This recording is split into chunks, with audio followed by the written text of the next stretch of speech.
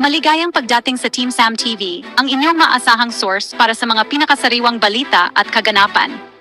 Kaya, i-click na ang subscribe button at huwag kalimutang pindutin ang bell para ma-notify kayo sa tuwing may bago kaming video. TeamSam TV, inilalapit kayo sa mga balitang kailangan ninyo, araw-araw. I'd like to thank the committee for inviting me. Para once and for all, malaman natin ang totoo. So, I would like to request sa inyo na huwag ninyo akong ituring president or kaibigan. Treat me as a witness and tignan natin kung lalabas yung totoo. So, with your permission, at maraming salamat po sa inyong lahat for inviting me. I'd like to start my mandate as President of the Republic was to protect the country and the Filipino people. Do not question my policies because I offer no apologies, no excuses. I did what I had to do. And whether you believe it or not, I did it for my country. The war on illegal drugs is not about killing people. It is about protecting the innocent and the defenseless.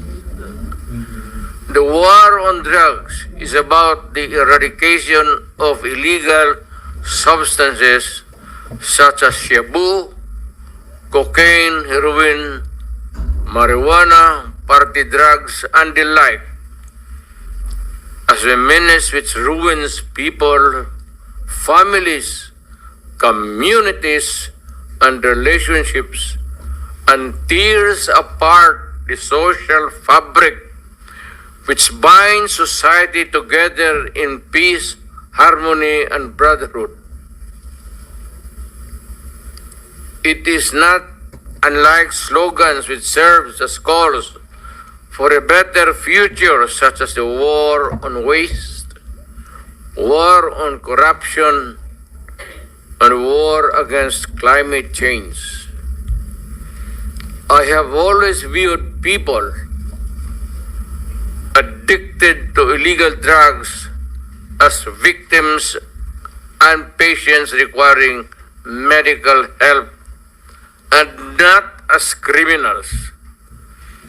That is why when the war on drugs slogan came into being,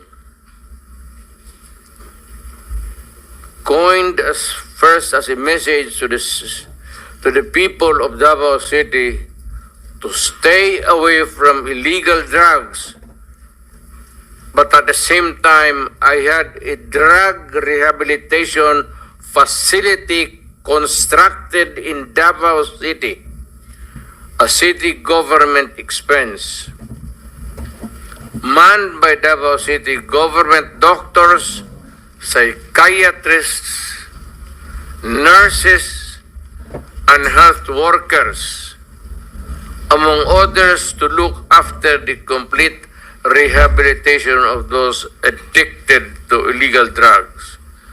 I believe then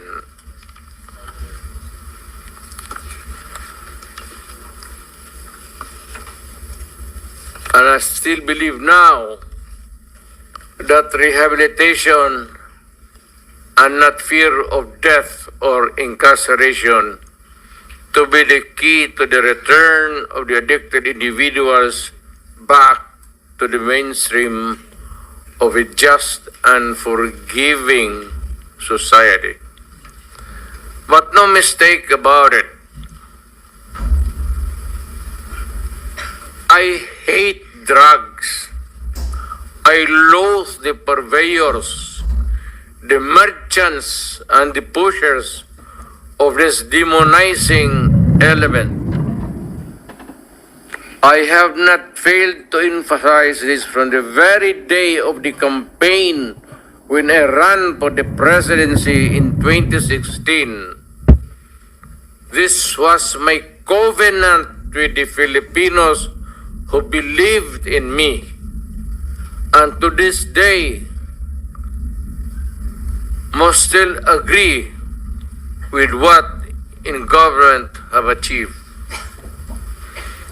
It is unfortunate that drug-related crimes are on the rise again. Every day you can read about children being raped, people getting killed and robbed. And just recently, a drug den was raided within the Malacañang complex. This clearly manifests that the purveyors of this menace are back in business.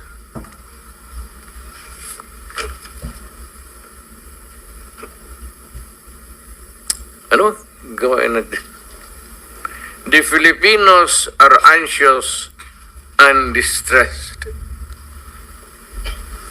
Self-preservation is still the first law of nature. It is instinct.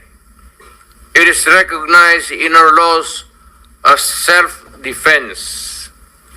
That is why I have always told the police authorities and operatives to be mindful of this basic law of nature. However, I tell them not to abuse their authority and power, and hindi ko talaga pinayagan yung abuso ng pulis o sundalo kailanman sa buong buhay ko, and as mayor for so many years and as president, in the guise of protecting themselves.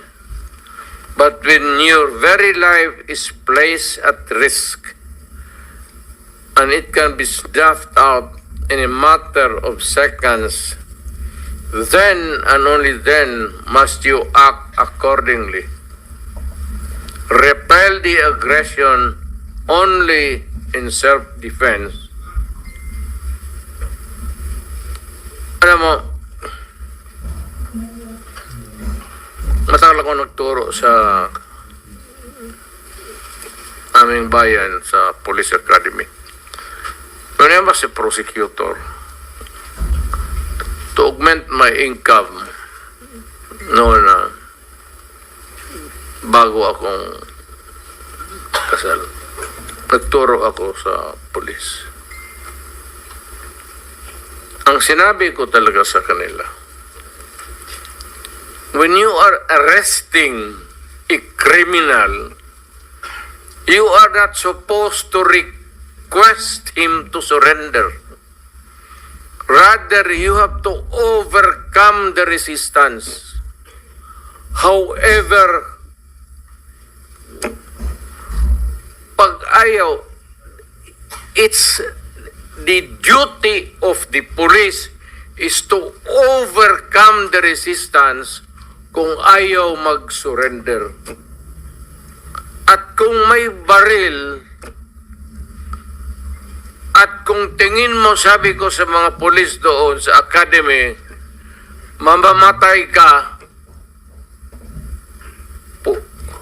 barilin mo sa ulo, patayin mo at least one less criminal in the community.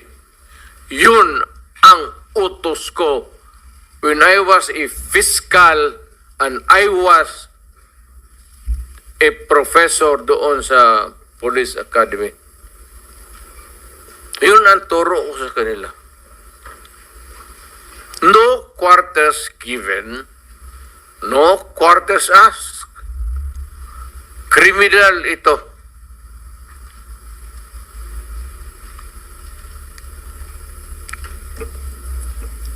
Repel the aggression only in self-defense. Do not make orphans of your children and widows of your wives. I don't want that in my conscience as mayor and president. Hindi ko mabigat yan sa konsensya ko. I have warned, but before that, my job as president was never easy, and it was not meant to be. I have tried to do the best I can to address the problem of illegal drugs firmly and without compromise. For all of its successes and shortcomings, I alone take full legal responsibility sa lahat na nagawa ng mga pulis pursuant to my order. Ako ang managot at ako ang makulong. Huwag yung pulis na sumunod sa order ko. Kawawa naman, nagtatrabaho lang. Yun ang gusto kong sabihin sa Pilipino at mabutit niyaya ninyo ako dito. Once and for all, yan ang gusto kong sabihin sa tao.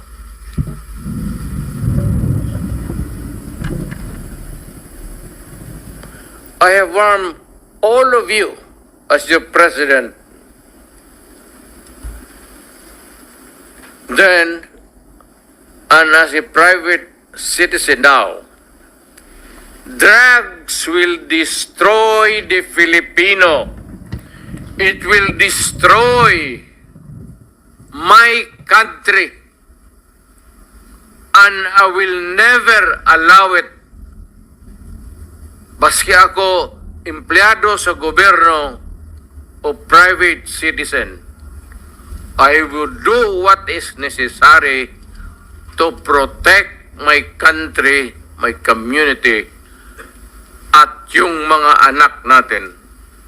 This is a matter of principle. At papagkamatayan ko yan. Maraming salamat. I'm ready to answer your question.